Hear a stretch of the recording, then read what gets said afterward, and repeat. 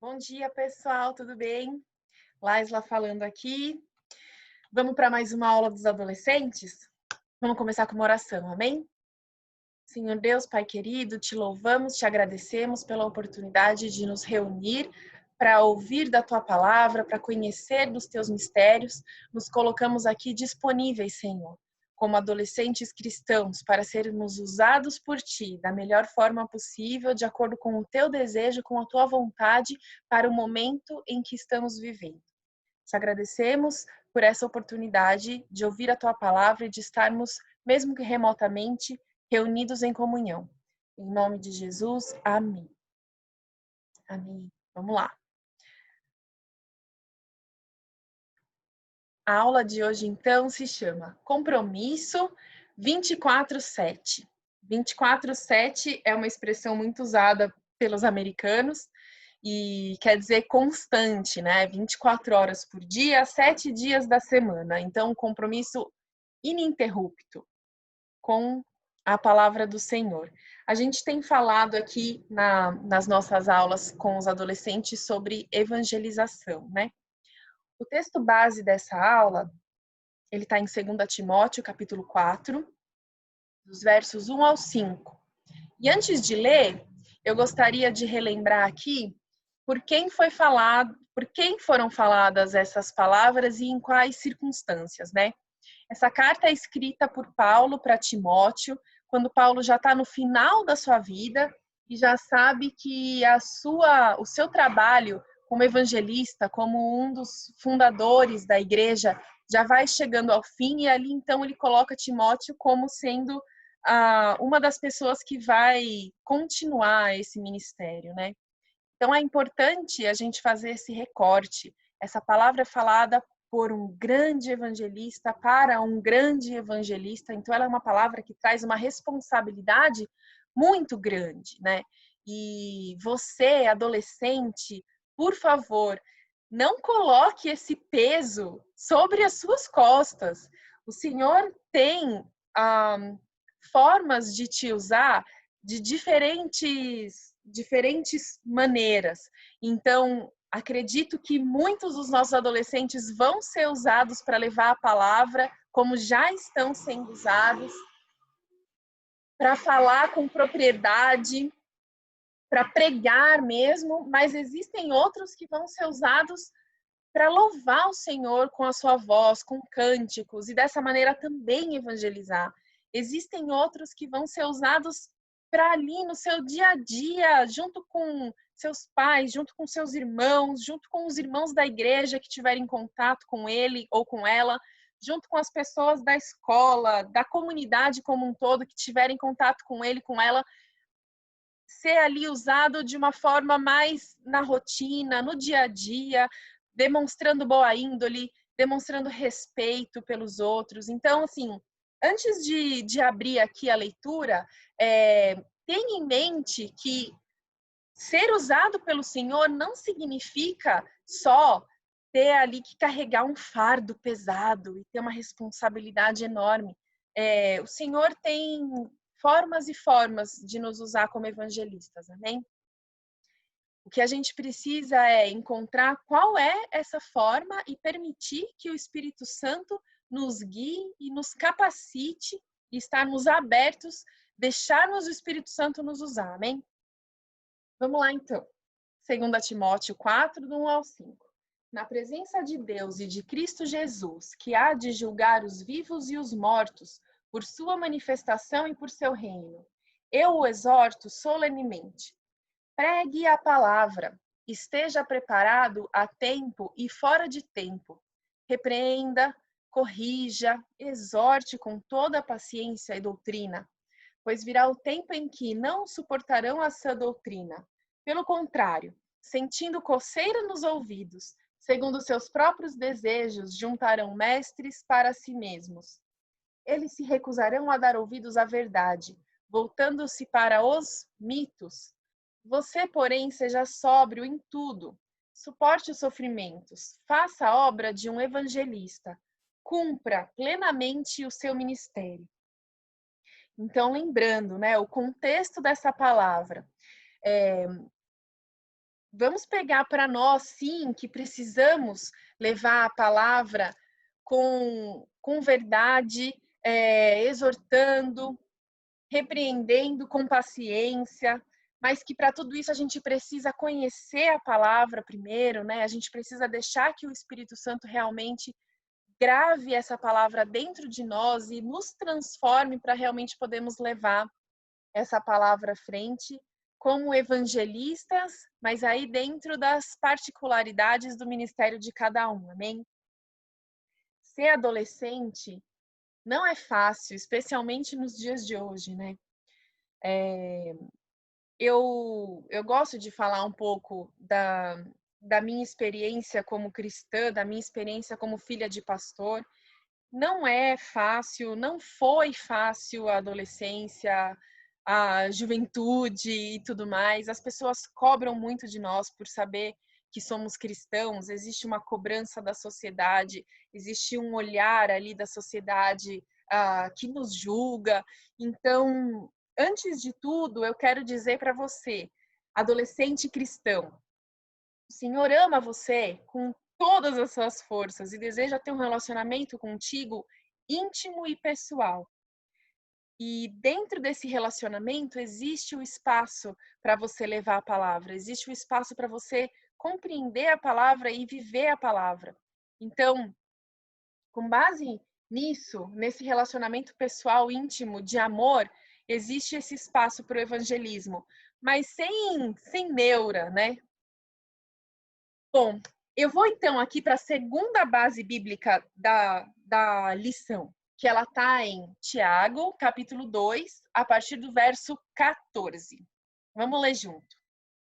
De que adianta, meus irmãos, alguém dizer que tem fé se não tem obras? Acaso a fé pode salvá-lo? Se um irmão ou irmã estiver necessitando de roupas e do alimento de cada dia, e um de vocês lhes disser: vá em paz, aqueça-se e alimente-se até se satisfazer, sem, porém, lhe dar nada, de que adianta isso? Assim também a fé por si só, se não for acompanhada de obras, ela está morta.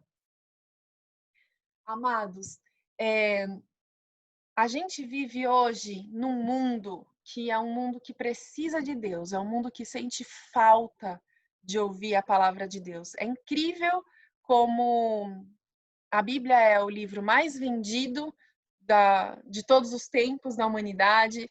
Todo mundo já ouviu falar, acho que não todo mundo exatamente, mas assim, todas as pessoas do nosso convívio, na nossa sociedade em que vivemos, já ouviram falar de Jesus, já ouviram falar de Deus e tudo mais, mas muitos simplesmente fecham seu ouvido para isso. Agora, vamos falar então da nossa responsabilidade real como jovens cristãos, adolescentes cristãos.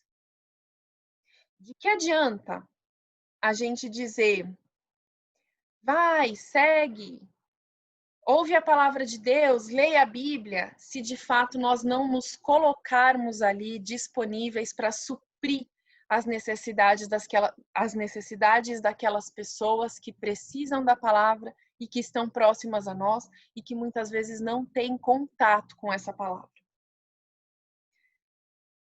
Será que estamos realmente nos colocando à disposição para falar sobre Cristo quando isso é necessário?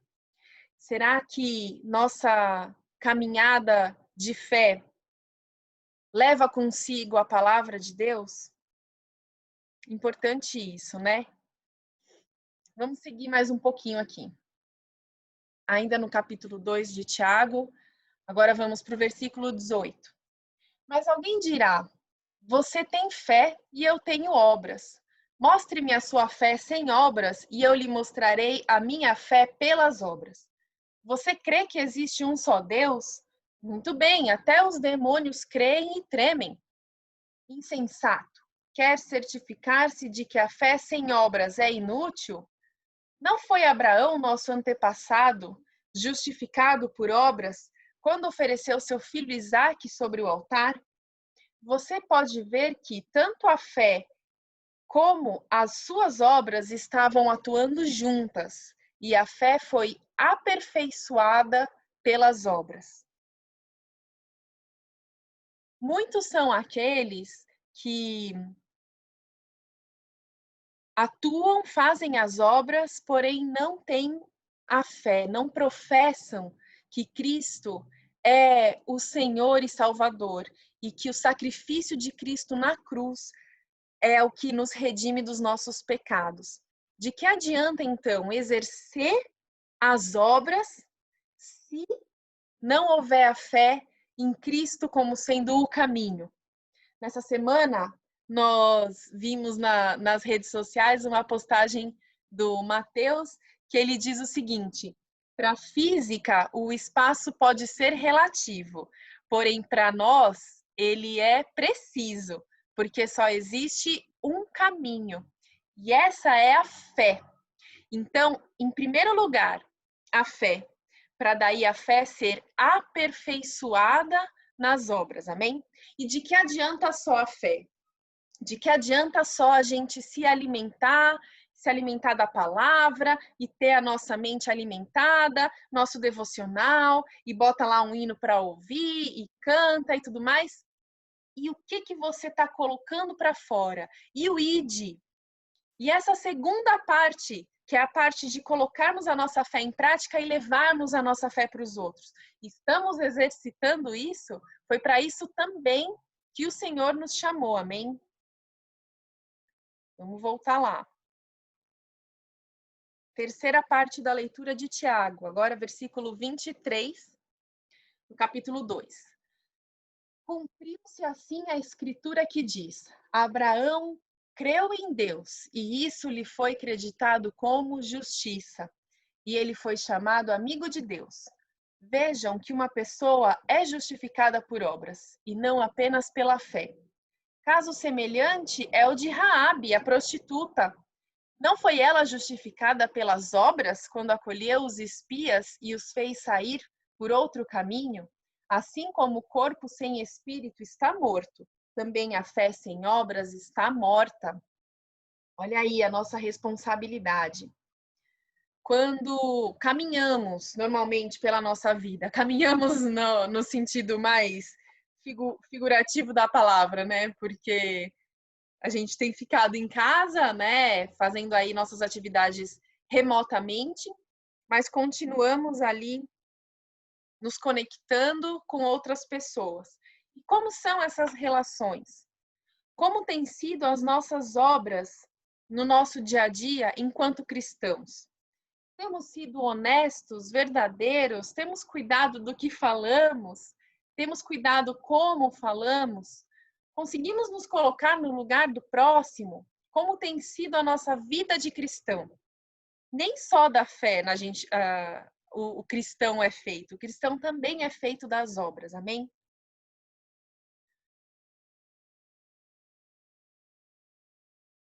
Seguindo aqui então, vamos lá. Como então, de que forma podemos ser jovens evangelistas? Como aproveitar as oportunidades? Durante as atividades da rotina, sendo gentil, olhando as pessoas nos olhos, tentando nos colocar no lugar do outro, sendo honestos, amém? Aqui em Mateus 9, fala o seguinte, Mateus 9:35. Jesus ia passando por todas as cidades e povoados, ensinando nas sinagogas, pregando as boas obras, as boas novas do reino e curando todas as enfermidades e doenças. Ou seja, era ali no dia a dia, era ali no caminhar, né? Vivendo pela fé e ensinando e levando a palavra através das atitudes, amém? Número 2. Tenha empatia com o conhecimento e a realidade que a pessoa já conhece ou possui. Isso é muito importante. Nas minhas aulas eu tenho trazido essa temática. Somos cristãos que respeitam a fé das outras pessoas. A gente vive numa comunidade que é plural, não é? Todos nós aqui temos parentes, amigos, colegas que são católicos, que são espíritas, que são de religiões africanas, enfim, temos respeito pelo que as pessoas já conhecem e já sentem, isso é uma maneira de criarmos uma ponte para a palavra. Entendam bem o que eu estou dizendo aqui. A palavra precisa ser falada. Só existe um caminho, e esse caminho é a cruz, esse caminho é Cristo. É o único caminho que nos leva para o Pai. Amém? Agora, como eu vou chegar para uma pessoa e dizer, ó, tá vendo tudo aquilo lá que a sua avó te ensinou, aquela memória de infância que você teve de uma cantiga, de uma outra religião, etc e tal, tudo aquilo lá é porcaria, viu? Como é que eu vou chegar com esse desrespeito, com essa falta de empatia? Como é que essa pessoa vai me ouvir? Ela não vai me ouvir. E olha só aqui a experiência que Paulo nos traz. Atenienses, vejo que em todos os aspectos vocês são muito religiosos, pois, andando pela cidade, observei cuidadosamente os seus objetos de culto e encontrei até o altar com esta inscrição: ao Deus desconhecido. Ora, o que vocês adoram, apesar de não conhecerem, eu lhes anuncio. Amados, quando nós formos anunciar a palavra do Senhor, nós precisamos, em primeiro lugar, ter empatia com a pessoa que está ouvindo, sabermos respeitar a história de vida da pessoa que está do outro lado, amém? Isso é muito importante. Ponto número 3, e aqui sim é o mais importante de todos. Seja sensível e obediente à voz do Espírito Santo. Aqui tem uma passagem que nos remete a Felipe e o eunuco. Um anjo do Senhor disse a Felipe: vá para o sul, para a estrada deserta que desce de Jerusalém a Gaza. Ele se levantou e partiu. No caminho encontrou um eunuco etíope, um oficial importante, encarregado de todos os tesouros de Candace, rainha dos etíopes. Este homem viera a Jerusalém para adorar a Deus e, de volta para casa, sentado na sua carruagem, lia o livro do profeta Isaías. Eu não trouxe aqui a passagem toda porque ela é uma passagem muito conhecida por todos nós. Esse homem etíope, ele está ali lendo a palavra, contudo ele não a compreende, né? Então, como compreender uma palavra se não há quem a explique? E é muito legal aqui a parte que eu trouxe, que é a parte onde Felipe tenha o seu coração, a sua mente abertos para que o Espírito Santo o leve para o lugar que ele deve estar, né? Então aqui no começo fala: um anjo do Senhor falou a Felipe: Felipe, vai para o sul. Felipe não sabia por que ele ia para lá. Quando ele chegou lá, que ele descobriu o porquê. Tinha uma pessoa importante para quem ele precisava falar. E ele esteve aberto, né, para ouvir o chamado do Senhor, e quando ele se deparou com aquele homem, também esteve aberto para subir na carruagem do cara e falar assim: opa, vamos lá, você não tem quem te explica? Eu te explico, né? É para isso que eu tô aqui. Amém? Amados, é muito importante nós termos, então, fazendo aqui um apanhado da aula, empatia pelas outras pessoas, conhecimento da nossa palavra, da palavra do Senhor, amém? Trazer aqui um pouquinho também da palavra que eu ouvi da Rafa esses dias nos adolescentes, achei tão legal a palavra que ela falou lá. Não é porque uma pessoa está falando engravatada, bonita, palavras bonitas e tal, que a gente vai aceitar aquilo como verdade absoluta. Não! Nós cristãos não podemos ser fáceis de enganar, amém, Rafa? Amém, adolescentes? Vamos checar a palavra, vamos checar o que o Senhor realmente fala para nós, amém? Conhecer a palavra. Então, ter empatia com quem ouve, conhecer a palavra para poder falar da palavra. E terceiro, porém não menos importante, poderia e deveria estar em primeiro, estar aberto para ouvir o chamado do Espírito Santo, amém? Para que possamos falar na hora em que devemos falar, amém? E compreenda esse falar aqui como sendo também entoar um louvor, tocar um instrumento, preparar um ambiente ali, a parte que está, não exatamente a pessoa que está lá na frente falando, mas preparar, fazer os preparativos para um evento, alguma coisa do tipo, trabalhar no serviço mesmo, né? Não só indo lá falar, não é todo mundo que tem eloquência, que gosta de falar, tem muita gente que é tímida, tem muito adolescente que é tímido, mas tudo bem. O seu evangelismo, ele pode ser de outra forma, amém? Mas esteja disponível para o Senhor. Acredito que essa aqui é a palavra e que o Espírito Santo de Deus nos capacite, a todos nós, para levarmos a palavra, amém? Deus abençoe vocês, um bom domingo, obrigada por me ouvirem aí, um beijão, boa semana.